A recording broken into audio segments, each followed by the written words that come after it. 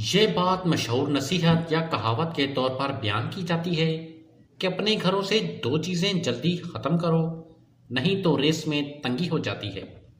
اس کا مقصد ڈرانا نہیں، بلکہ انسان کو نظم و ضبط، صفائی اور درست طرز زندگی کی طرف متوجہ کرنا ہے۔ عام طور پر ان دو چیزوں سے مراد گندگی، فالتو یا بیکار سامان لیا جاتا ہے۔ پہلی چیز گندگی ہے۔ گھر میں صفائی نہ ہو، کوڑا کرکٹ جمع ہو، برتن یا کپڑے بے ترتیب پڑے ہوں تو اس کا اثر صرف صحت پر نہیں بلکہ ذہنی سکون پر بھی ہوتا ہے۔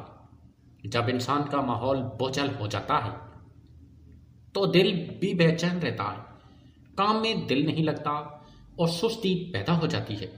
نتیجتاً روزی کمانے کی محنت اور برکت دونوں متاثر ہو سکتی ہیں۔ اس لیے صفائی کو آدھا ایمان کہا گیا ہے، کیونکہ ماحول کو صاف انسان کو چاق و چبندہ اور مثبت رکھتا ہے۔ دوسری چیز فالتو سامان یا غیر ضروری اشیاء ہیں۔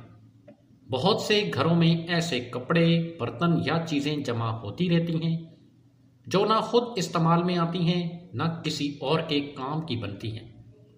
یہ سامان جگہ بھی گھیرتا ہے اور دل میں بے جا لالچ اور بوجھ پیدا کرتا ہے۔ جب انسان ضرورت سے زیادہ چیزوں کو پکڑ کر رکھتا ہے تو اس کا دل شکر اور قناعت سے خالی ہونے لگتا ہے، جو رزق کی برکت کے خلاف ہے۔